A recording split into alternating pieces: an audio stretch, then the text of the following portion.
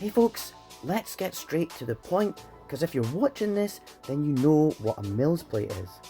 But I've got without doubt the best alternative to a M.I.L.S plate for you in a few seconds.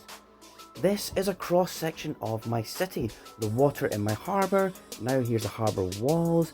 My custom road is built onto a base plate with one black plate with grey tiles on top, which is the same thickness as the Lego road plates.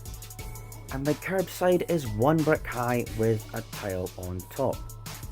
So check it out, my M.I.L.S plate alternative is 5mm foam board on top of a standard grey base plate with a modular sitting on top. See this modular, it's on top of the boards, I've got tiled steps out front, the whole thing lines up perfectly with a standard Lego road plate which is on a base plate. I then have my own cobbled road down here which all lines up seamlessly. I have added proper drains too to my roads, so on the base plate below I can add grills on a plate and cover it with a tile, and this is the same height as a brick with a tile on top. So a proper curb and a proper drain that you can actually see, and I've even got some water in this one, which is a nice feature to be able to add. Shortly I'll explain exactly what to do with the board and show you how to do it. But first, let's talk about M.I.L.S plates, as I see them as an unnecessary overindulgence, which is fine for folks with the cash and the space in their layout and the time to rebuild all the modulars onto the plates. But otherwise, I reckon a decent, cheap alternative like foam board saves from all of this. And I think when you're just using Lego road plates anyway, the M.I.L.S road plate sidewalk is too wide, to be honest. It's just not needed, as the modular buildings already have a sidewalk. And for sure, you can do some really cool stuff with brick built M.I.L.S plates like all these crossings here, but it's total overkill for most city builders, and you should probably be devoting more space in your city to real estate and not big wide roads, because look at how much space this all takes up. Not only that, but if you're thinking about M.I.L.S or you've already started, do you really want to waste so many bricks when there's a cheaper non-Lego alternative? And then of course there's the cost. It's so expensive, particularly for the plates on the top. If you're buying genuine Lego parts from Bricklink or whatever, it's now over $20 just to buy the parts for one M.I.L.S plate. It's way too expensive. Now, let me show you what to do. I've got my standard grey base plate down, I've built my road, and you can put a curb down either side, which I've done using masonry bricks with tiles on top, so not too expensive. Now the foam board, I've cut it to size using a 32 by 32 base plate as a template, and I've cut it using a Stanley knife on a cutting mat, very simple to do. And this is 5mm or 0.197 inches thick foam board. It isn't a 1/4 inch, as that's 6mm, which is too thick. It has to be 5mm to work, and I've got sheets which are A1 in size, so they're quite big. They're from Hobbycraft here in the UK, a chain of craft stores, and it's an unbelievable £12 for 4 A1 sheets. That's ridiculously cheap, and I've got enough for all my modulars for just £12.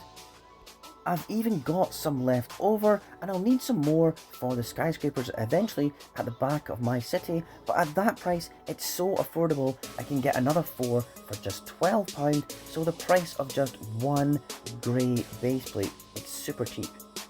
In my city I have laid down base plates everywhere. My table is 4 48 by 48 base plates wide by 10 long, so that's a lot, but I'm doing it a bit by bit, and you can always buy off brand. No one will ever know, and it's obviously cheaper. So the idea for my city is it's completely covered in base plates, which means I can build on some sections directly onto the plates, and then I can build my roads, and I just plonk my modulars wherever I like on top of the foam. Anyways, so I'm going to fill this area in today. You can see I already have the base plates down, and I've built some features on them already at the back there with plants and a path. And on this side you can see a standard Lego road plate attached already, and my custom road is on the right. So I've cut my foam board. It's very light but very strong, and the outsides of the board have this harder plastic veneer, so Lego slides on and off it very easily. So 232 base plate sized pieces here, and now I'll add all these buildings. These modulars are all built on 16 stud wide base plates with a layer of tiles, and just like normal Lego modulars, it all fits perfectly. This corner garage isn't on one yet, and you can see the height difference. I've retiled the outside of my pizzeria here, and just to reiterate what to do, base plate down first, add your roads, curbs are 1 brick high with a tile on top, and then just pop down your board and plonk your modulars on top. The sidewalk is just as intended, standard modular, so no need to take apart your modulars and rebuild it without the sidewalk section so it fits up against your M.I.L.S road plate. Just keep it simple. And man, look at this, it's gorgeous, seamless, cheap, and still totally modular, as you can just pick your building up and leave the foam board and move it on to another one somewhere else. I finished my cobbled road and added all my foam, and it's brilliant. And check out the actual Lego road bit, it looks great. I understand folks might have some doubts on the strength of the foam, but don't worry, I mean this building is very heavy, it's got layers of bricks above, and the building above it is quite tall, and as you can see the board isn't being squeezed and losing height. From the road plate to the curb to my custom road to the sidewalk, it all looks perfect. So hey, don't use M.I.L.S plates, save the money and save the parts on buildings and sets that you actually want. And I wouldn't use cardboard as well, as it's hard to get a consistent thickness and it also compresses over time. 5mm foam board is the solution. I hope you found this video useful. If you've got any questions, just pop it into the comments and I'll try and answer as many as possible. I will do a follow-up video showing my main road and skyscrapers built onto foam to show you how good it is, so check that out in the future. Anyways, thanks so much for watching. Bye!